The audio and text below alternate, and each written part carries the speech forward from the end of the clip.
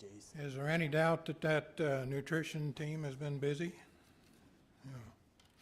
We're going to park the nutrition off to the side and do a little work on feed processing, particularly its impact on PEDV, PEDV. We've got 3 doctors up for that, Drs. Jones, Dreets, and Woodworth.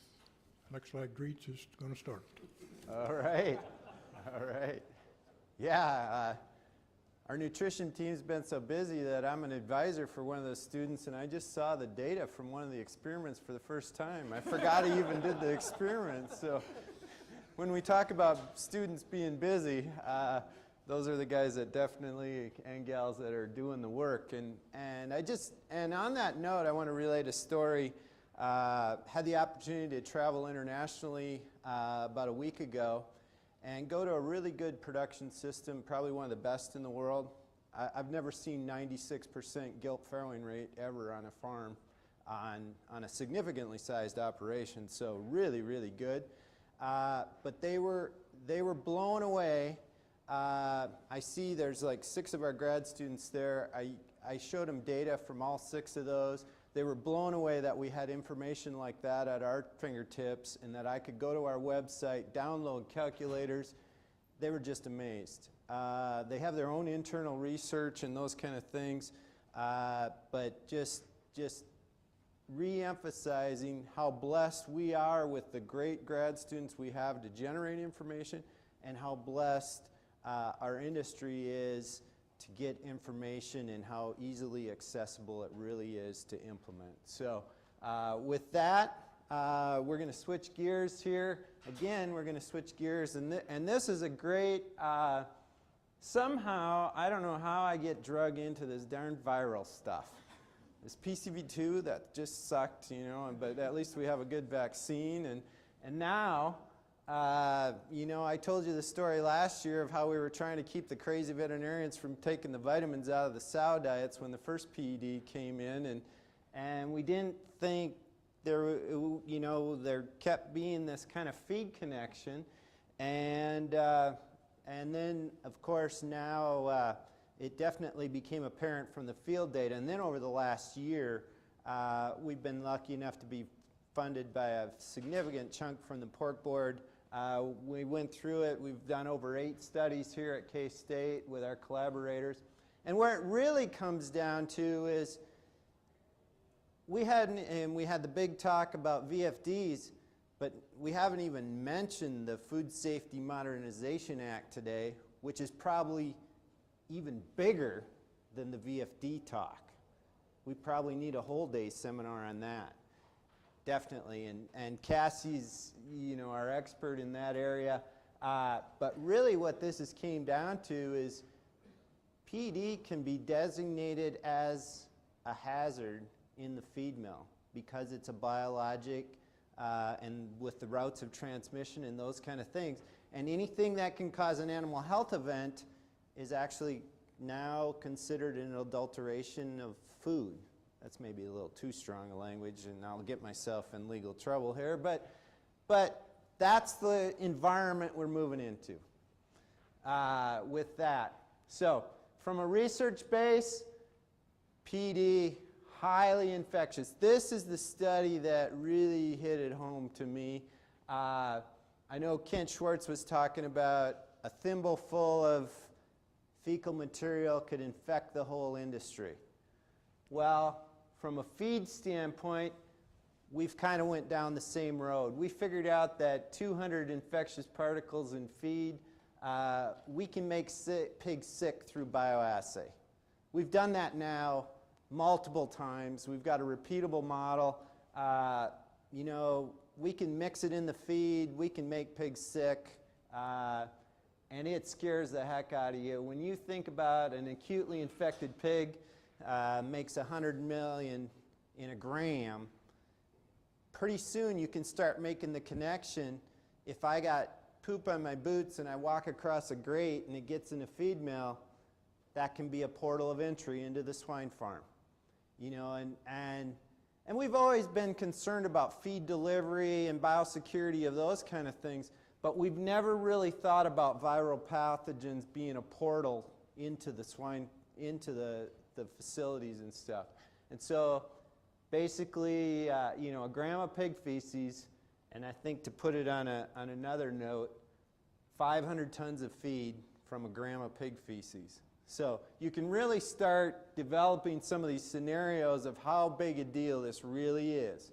And especially if you're dealing with delivering feed to an acutely infected farm, or you got, since we've learned what the pocking plant plays in the route of transmission too, and how big a vector that is, if you've got some cross traffic with market trucks and feed mills, definitely have a scenario where we again, from a biosecurity standpoint, need to focus on. This baby really makes a veterinarian nervous. This is the BL2 lab. You can see here is attached to our commercial feed mill at K-State. Great concept to study feed safety. I don't know if attaching it to our feed mill was the best idea on earth, because it certainly doesn't make me very comfortable. When we put infected feed into that room, and we're trying to make sure that it stays in that room until we kill it, boy, because knock on wood, we've been able to maintain a pretty high health herd here at K-State, and we're going to do everything in our power to continue that as well. But this facility has been wonderful. This room, we've begun to study. We've got a model set up here. We've got a mixer. We've got a bucket elevator, trying to look at what happens when we put intentionally infected feed into this room, and we're starting to study what's happening. So we did this study earlier this spring. Lonnie Schumacher, Roger Cochran, and Charles Stark, our A1 power washer. We did 3 reps of this where we put inoculated feed into the bucket, in through the mixer and up through the bucket elevator. And we looked at the environment outside of this equipment that didn't have any contact with the feed surfaces. So, and this is some data there looking at different zones where we divided it into the direct feed contact, the zones right next to where the feed is, and then zones that are like underneath the stairs away from the stuff. And it doesn't take very long. And then you can see at baseline here, the room was clean. That was a good thing when we started. After we did the negative diet, it was still clean. Then when we made the intentionally infected feed, look at how this line just zooms up. And every zone is contaminated. Basically, now when I tell this story to the virologists, they don't get too excited, but when I tell it to feed mill people, it like scares the heck out of us. I mean, basically, you start making infected feed, and it's everywhere in that feed mill, basically. That's the important point to learn. It's not just in the equipment, it's on the surfaces that are all over. And then we also, and you can see, we made that positive feed, and then we had negative bag feed, and we ran it through that equipment a few more times. And then you can see we went in and did a physical clean. I'm doing we loosely. I didn't do any of the cleaning, of course. Now Charles, he did. So after that flush, and then it took chemical disinfection of 2 different disinfectants to get rid of the RNA out of there. We were finding it inside the equipment and all over. And then you can see, after we got that thing bleached, then we didn't have it detectable. And we even had one little hiccup there where we had to redo one after a bleaching that we didn't get negative. So, and then we heated up the room for 48 hours. And so I'm very confident we were able to contain it and those kind of things. But it was pretty amazing when we got this data back. And it really made sense then. When that environment of that feed mill gets contaminated, it goes everywhere. basically what it's telling us is feed mill sanitation revolving around dust. These open floor grates for hand ads. During the height of the PED break, Bob Thompson at PIC was consistently getting PCR positives out of these grates, and I thought he was nuts. It did not register in my mind why he was consistently getting those positives because of the volumes and everything. I didn't think it was going to be detectable. Well, I think that's a plausible scenario of what was going on out there when we were in the middle of the breaks, and I think we have experimental data now to support that. And so this dust and housekeeping, I think, is very, very important. Here's another one that we never really thought about. And you know, in the feed industry, and this is thanks to Joel and Jason, this is from a brand new feed mill that they got a first-hand tour of their new dust collection system. State-of-the-art dust collection system. And then you got the little feed conveyor system right back into the system. So they're collecting the dust and rotating it back in. You know, that's shrink. You know, and we're a lot of times in the feed business, you know, you got to capture shrink and figure out what to do with that. Well, after we did the PED thing, you definitely don't want to be adding the dust back into your sow diets. And you may want to really consider, if you've got potential for infection, do we even want to be adding it back into our grow finish diet? So this is an area where we're going to have to really rethink some of the things through the feed mill from the dust standpoint and dust collection and where it's going and what diets it's going in. Or another good scenario that we've thought of, lots of production systems have biosecurity where the boar stud and multiplier farms are fed on Monday mornings. And what do? You run the feed mill hard all week, you shut it down on Saturday, and you do your sanitation throughout the feed mill, and where does the dust go? In that hand ad grate right into the mixer, you know. So the first batch of feed of the week going into your boar stud, makes me a little nervous. But I think those are the kind of biosecurity things we need to be thinking about. All right, another one is a lot of feed mills, especially if you got dairy diets coming out of those feed mills. They've got porcine animal products in there. We've worked, several of us have worked with feed mills, and we understand, you know, you're going to have some of the animal. We've tried to get them out of some mills, but some mills it's not going to be feasible. And so we look at, we implemented sequencing of a non-animal protein diet prior to making like nursery diets or creep diets. And so this study, we wanted to generate some actual research data to look at what is the effectiveness. So basically here we made a negative batch of feed through our mixer and bucket elevator and discharge, and then we put our one batch of PED positive feed, and then we followed it again with the 4 subsequent sequences of PED negative feed through that system, and looking at the feed and the surface contamination. Here's some of the results. So feed samples after the PEDV diet that we made, of course we could make them PCR detectable. 9 of them were positive. Now remember, here we put in 100 pounds of feed through our system, and that feed didn't have any contamination, but when we pulled it out of and looked at it, we could detect virus. And basically we emptied out the mixer and emptied out the bucket elevator like we would in a normal production system, discharged it until nothing else was coming out of there, and deemed that clean. We didn't do any washing or disinfecting or any of that.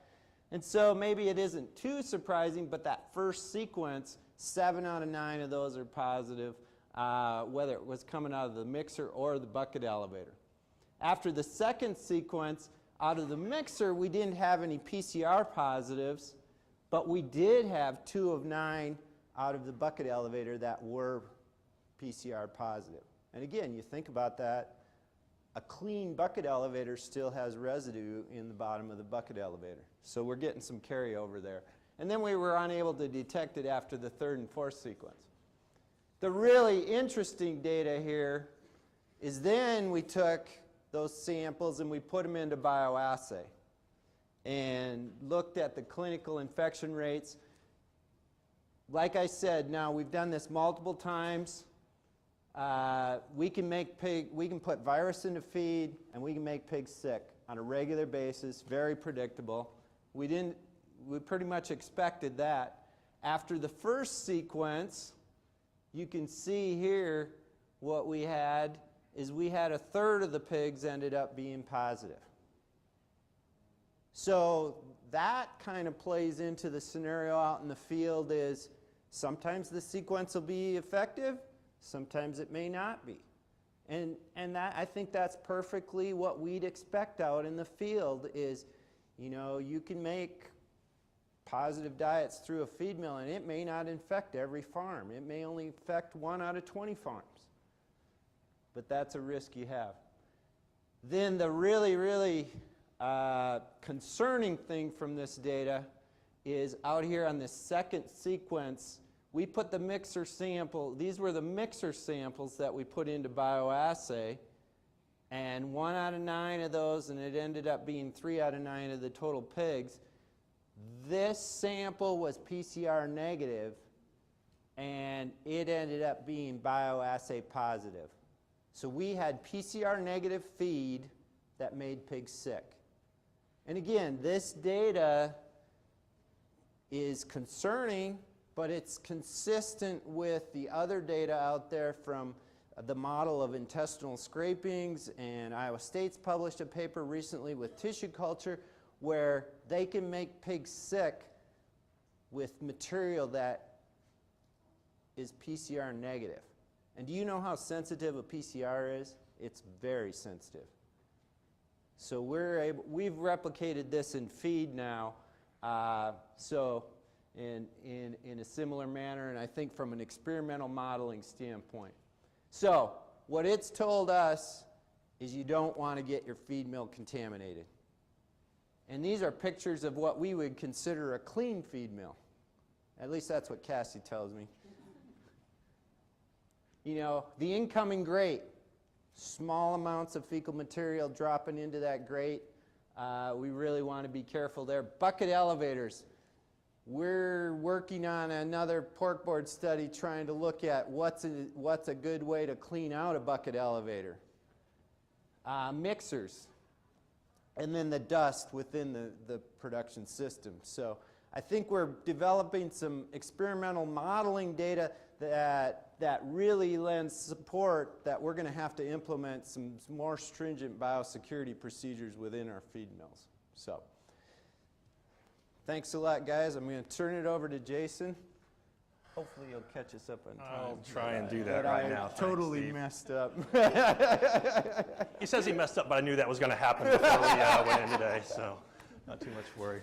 Yeah, before I get started, though, I really want to appreciate everybody that stuck around through this afternoon. And while I know everybody's probably here for the ice cream, we appreciate you being in here listening to our presentations. We also know that Aaron's coming up down the road, too, so I don't want to look away from him. But continuing down this path of PED, you know, we know that PED in the virus is a heat-sensitive virus, and we also know that through the pelleting process, we can increase the heat through steam to be able to form the pellets. And so we were curious whether the pelleting process could be a means to reduce PED risk as a way to protect the feed. And so we designed a study where we could test a low dose and a high dose of PED in 3 different combinations of pelleting conditioning times and temperatures, with these representing a low temperature, kind of an average temperature, and a really high temperature.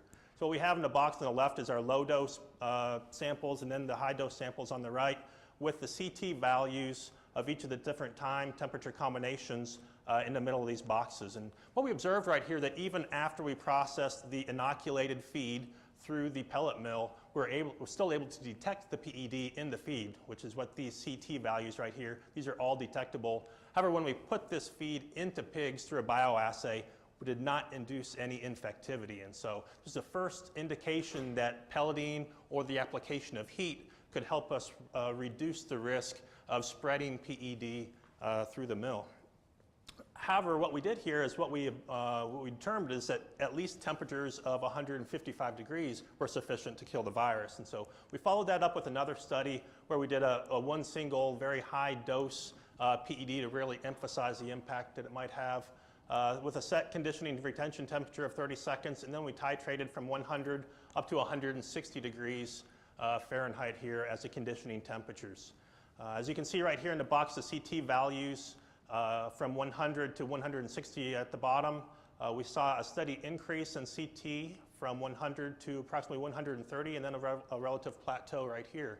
And just to catch everybody up to speed, an increase in CT value means that less RNA was detected. And so a higher number when we're talking about CT is what we're hoping to see here from an animal nutritionist, from a feed manufacturer. And so again, an increase in CT from 100 to 130, and then a plateau after that, which interestingly corresponded really well with what we saw in the bioassay portion of the study. And so across the top was the feed that was not inoculated with PED, and then the amount of pigs that were sick from day 0 to 7 days. Luckily, and as we expected, no pigs ended up being sick from the negative control. However, when we've put in feed from 100 to 115 degrees, we did able to induce infectivity from the PED with feed processed at 130 degrees and above, resulting in no infectivity. And so really the first good work to really show where that break point in temperature might be as far as being able to use a pellet mill or some sort of a heat treatment to process feed and be able to minimize PED transfer and risk. You know, the interesting thing here, though, Wayne, I know you're sitting here thinking I process everything above 130 degrees, and so this is an awesome opportunity that I can take advantage of right now.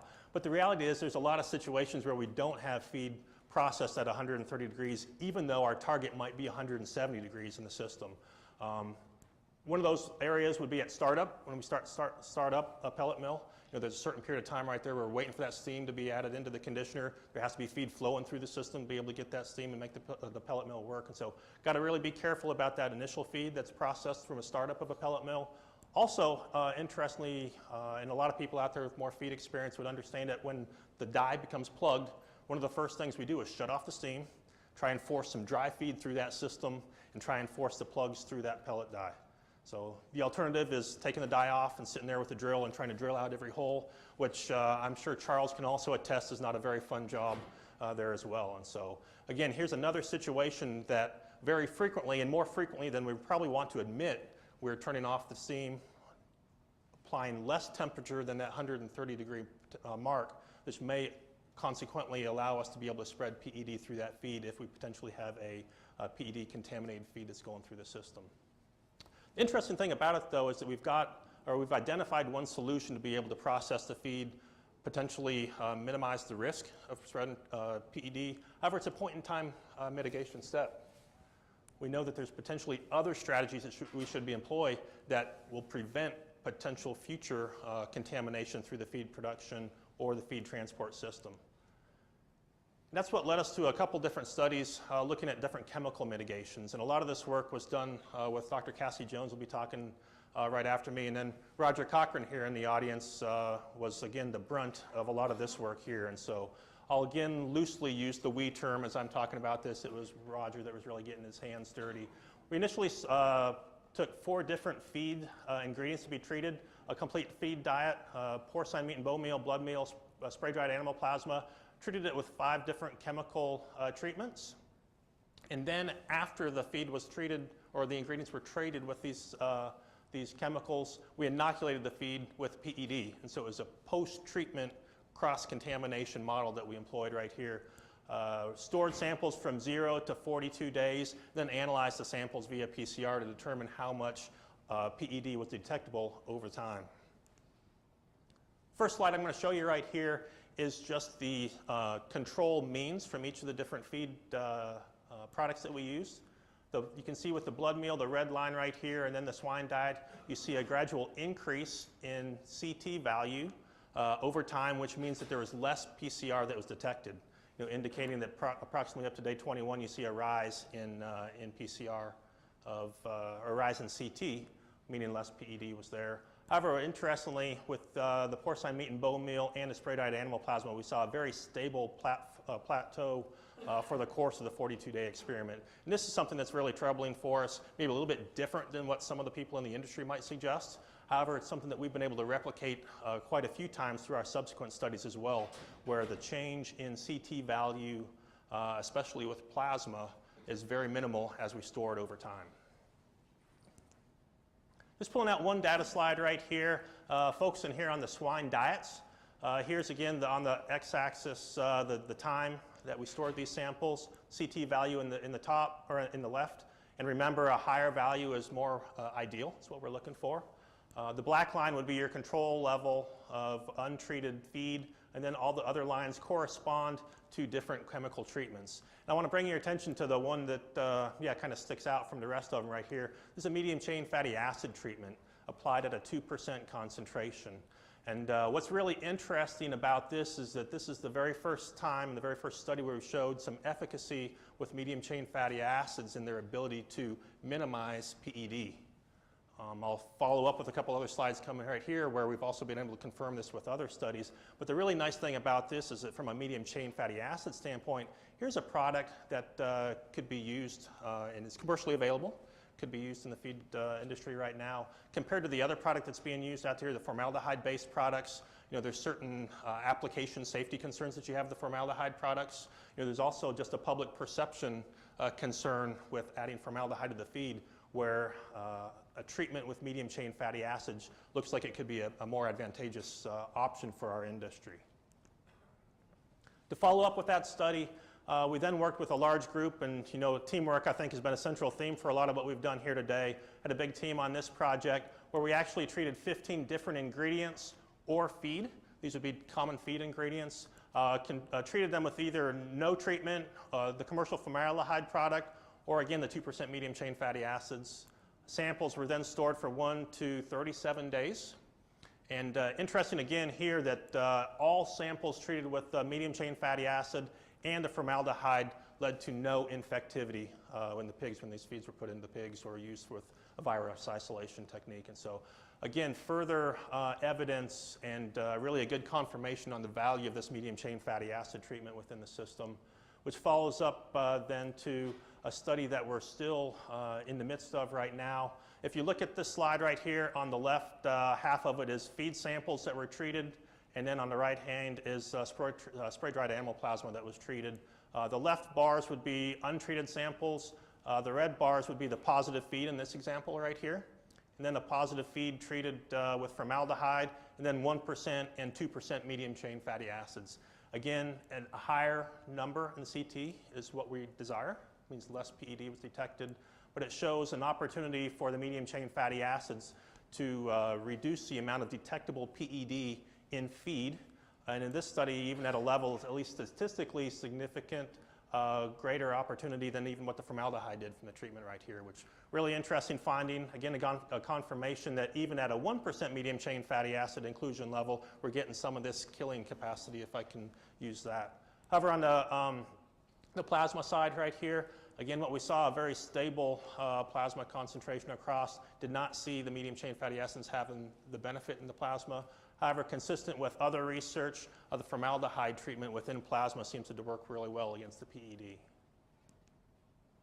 So just to kind of tie a bow around some of the PED work that we've done thus far between what Steve shared and what I shared, definitely a focus on mill biosecurity to prevent cross-contamination of PED. And the really nice thing about focusing on feed mill biosecurity is that it'll have the benefits for PED, but it'll also have the benefits of anything else that we might be transferring through our feed as we're going throughout the day. And so, especially with FSMA coming up, and Steve alluded to that, this focus on feed mill biosecurity is something we're going to be talking about quite a bit in our industry in the future.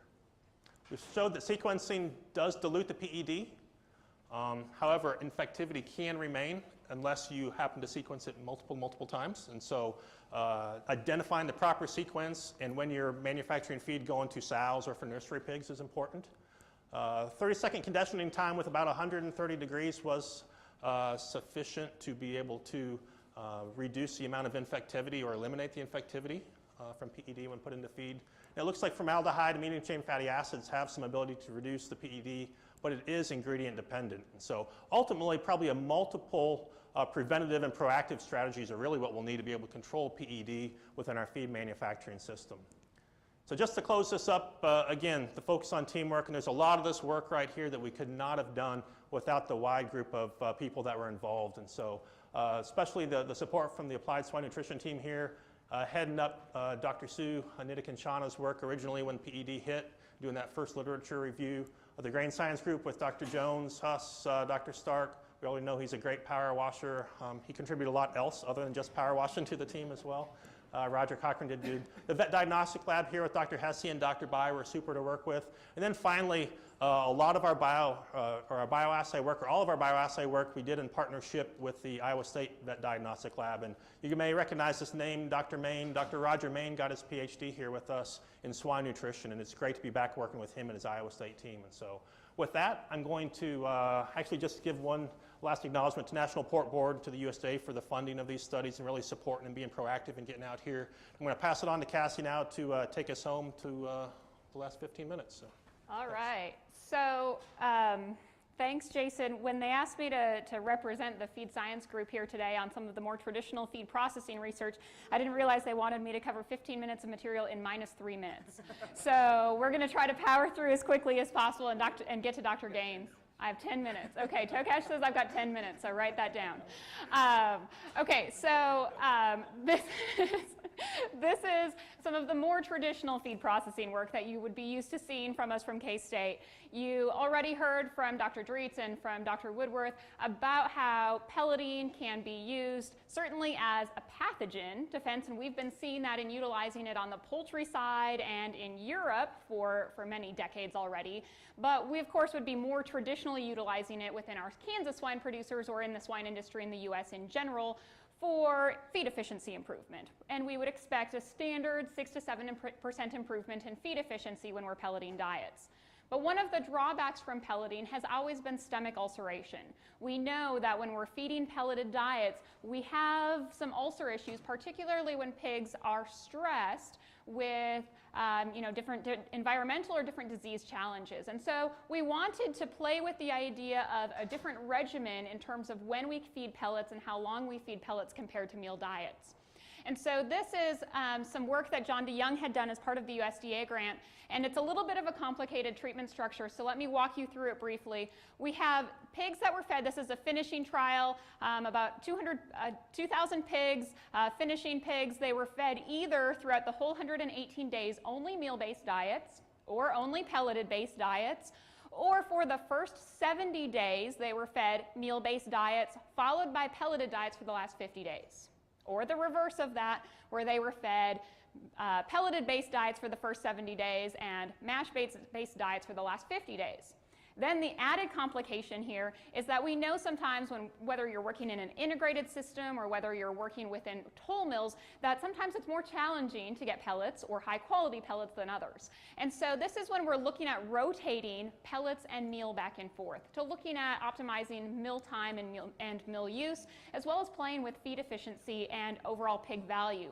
And so when we do this, we had a treatment where we rotated mash and pelleted diets for 2 weeks. So they first were fed pelleted diets for 2 weeks, then the next 2 weeks they were fed mash diets, then 2 weeks after that pelleted diets, and so on, ending with either pelleted diets or ending with either meal-based diets. Now you can see that we certainly did have the expected improvement in feed efficiency from pelleting. Interestingly, regardless of that pelleting regimen, we got in... Oh, is it jumping ahead? It's timed. Oh, Tokash. He has like a clicker in his pocket to make me go faster. You should have done that to Dritz.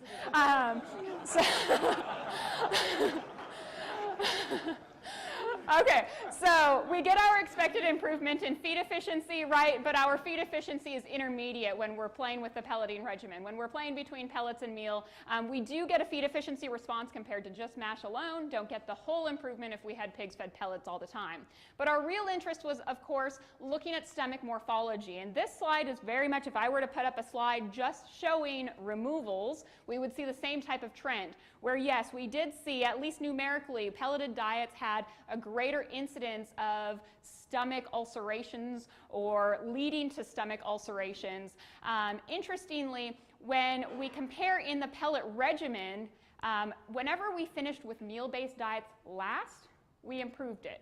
And so if we're looking at a pelleting regimen, if we're ending with those meal-based diets, we're able to significantly improve that stomach or decrease the number of stomach ulcers or stomach ulceration score and keratinization. Or even if we're pulling out the last 2 weeks, we're still seeing a bit of an improvement there. And when we take into considerations things like feed costs, things like removal costs, and overall pig value, and look at income over feed cost, we see that we're able to really even maximize our income over feed costs by looking at this regimen, but specifically by making sure that within our regimens that we're feeding those meal-based diets last. And so depending on the value that you give pelleting and the cost to pelleting, you can see that there certainly can be some differences, and we know that by finishing even in the last 2 weeks with meal-based diets, we can overcome some of those removal differences, and certainly looking at something like feeding pellets for the first 70 days and then moving to a meal-based diet. Okay, if we're looking on the other side of feed manufacturing, of course we can't have a swine day and not talk about particle size reduction. And so we had gotten some producers that were asking us out in the field about using 4-high roller mills, and we wanted to evaluate the use of a 4-high roller mill. So what a 4-high roller mill is ultimately we're used to either 2 or 3-high roller mills where we have a rolling action. These are rolls that are spinning toward one another. We're grinding by shear, but we're adding another set of rolls on the bottom, which ultimately will allow us, in theory, to have a closer standard deviation, right? So a tighter range of particle size, but able to get to those lower particle sizes that we weren't able to get to previously unless we had a hammer mill. So we ran this trial, and Jordan Gebhardt ran this experiment with a 4-high roller mill, and ultimately this 4-high roller mill, our experimental treatments were either using that 4-high roller mill more like a 2-high, where the bottom 2 rolls were just kept completely open, and the only grinding action being done was by the top 2 rolls, or keeping the bottom roll open, so we were running it like a 3-high roller mill, or we were running it with all 4 rolls engaged. So we actually got a pretty linear decrease in particle size, as we would expect, going from about 525 to about 267 microns. But then we also have a treatment called 4-course. So that's where we had all 4 rolls engaged, but we were trying to get back to a particle size similar to that 3-high roller mill. And so ultimately what we found here is that whether we're looking at feed efficiency or average daily gain, in nursery pigs, just like data that we've shared with you in recent years, when we're going below 500 microns, we don't see an improvement in average daily gain or feed efficiency in these nursery pigs. We've dug into this a little bit more because we keep asking ourselves, why don't we see that linear improvement all the way through the smallest or the finest particle sizes? We know we get it through a point, but why do we have that law of diminishing returns where we get to a point where we don't see any additional value from grinding more finely? And this might give us some clue into that. We've now completed 5 different trials looking at the role and looking at the preference of pigs to consume diets that are manufactured with more coarsely or more finely ground corn. And so these experiments are when there are 2 feeders in the pen.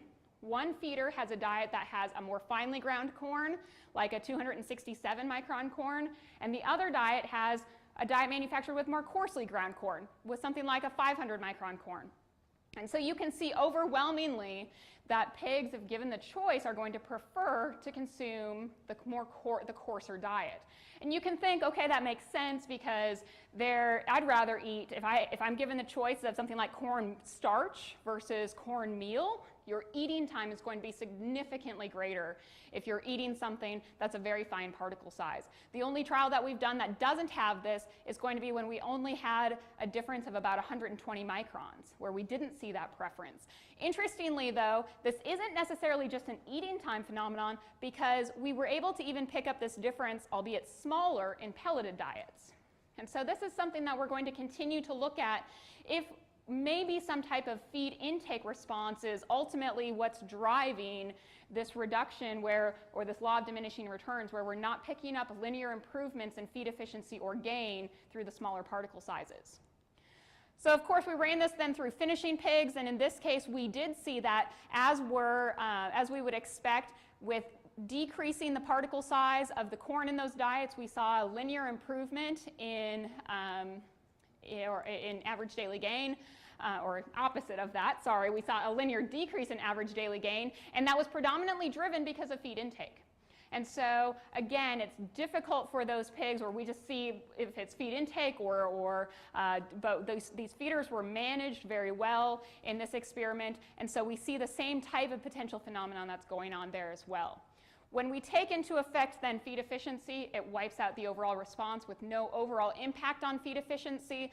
But of course, from the feed mill side, if you're having me grind a lot finer, I'm going to charge you a lot more for your feed, right? So we have, obviously, grinding rate goes down substantially or is altered substantially, and ultimate electrical costs are altered substantially so that your overall feed cost is increasing when you're grinding to very small particle sizes. You don't get that improvement in feed efficiency, and so your ultimate income over feed cost is substantially reduced. Is reduced statistically compared to when we're running at our coarser particle sizes according to this experiment. Okay, so the last bit that I want to share with you is just an update on the particle size analysis procedures that we've been doing here at K-State. Julie Calvoda, which is one of our students in grain science, has shared some of this, is in charge of some of this research and working with and evaluating particle size analysis. And so we've noticed as we go from our very coarse particle sizes or coarser particle sizes down to a grinding more finely, that we've gotten reports now that there's differences in particle size analysis methods or ultimately results. And so we're trying to derive what are the reasonings behind those. And so this experiment was run by Julie to help understand how can we more accurately depict particle size. And ultimately, I'll flip ahead here, where we tested different times of how long we shake those sieves, whether we include sieve agitators, or whether we include something like a flow agent. And that's what I had on that previous slide. And ultimately, what she found is that the same samples, so these are a number of samples, the average of those same samples compared to one another, is that we can reduce the overall particle size pretty substantially of the exact sample. And ultimately, by changing our particle size analysis method, and mostly that's by adding flow agent, by the inclusion of a flow agent. And so flow agent would be something like a fumed silica, and this is what it's doing. So this is a bar chart, ultimately, of the quantity of material in grams caught on each of the sieves. If we're talking about a 13-sieve stack, this is the quantity of material caught on each sieve, and then the quantity of material that's caught in the bottom pan, okay? And so the gray bars are those with flow agent, the purple bars are those without flow agent. And when you're running particle size analysis, I ran thousands of them in my undergrad days, you always have a little bit of buildup on the screens along the edges and some static that's clung, that's helped those particles that are supposed to be in the pan, that's clinging to the bottom of that sieve. Well, that's actually not a very accurate result, because those particles really deserve to be in the pan, but you have static and different charges that are helping them cling to the larger screens. And so by adding something like a flow agent, it allows us to help reduce that static charge so that ultimately the particles go where they're supposed to. We know when we're grinding, we have a large quantity of flouring that's going on, very small particles that are supposed to be getting caught in the pan. And you can see when we're comparing if we're comparing the same sample, which is what this is, run with or without flow agent, if we don't have flow agent, those particles that are supposed to be in the pan are actually just caught on these other screens. And they're artificially inflating or increasing your average particle size value. And so what this means is, look at the DGW, that's your mean particle size, okay? The same sample run side by side with or without flow agent, about a 50 micron difference in average particle size. But because we're going away from a normal distribution, your standard deviation is actually increased quite substantially. So for this reason, based on some of Julie's results, we're sharing with you today that we're planning to change our particle size analysis procedure. And so if you're one of our producers that sends in samples into the lab, we wanted you to be aware that this procedure is changing, because we've identified that by including a ½ gram of this flow agent into the 100-gram sample when we're running this type of analysis, we feel that we get a more accurate and a more precise result, because all of the particles actually end up where they should. Okay? We're still using the same sieves, the same agitators, it's still a 10-minute shake time, but what that means for you when you get your end reports is that that average particle size value is actually going to be lower. That's what we would expect. And your standard deviation is going to be quite a bit higher. If you get a standard deviation that's back in the low 3s, that's nothing to be alarmed about, because what that means is that you have a number of small particles that are being caught in the pan, and we're moving away from that normal distribution. Okay? So in summary of the feed processing research, we found that pelleting obviously improves feed efficiency, but that's at the expense of ulcers and removals. The rotating helps provide some intermediate feed efficiency improvements with fewer removals than pellets alone. There's little benefit to fine grinding in nursery pig diets and not a huge improvement in feed efficiency or income over feed in finishing. And the flow agent will improve particle size analysis. Our future results will be conducted using that flow agent, but again, that means that your reports from us are going to typically, the same sample would then have a lower particle size average and a higher standard deviation than what you've seen in the past. Okay? So I think, Mike, I don't know if that was 10 minutes, but I didn't get cut off by anybody. So I appreciate your guys' time today.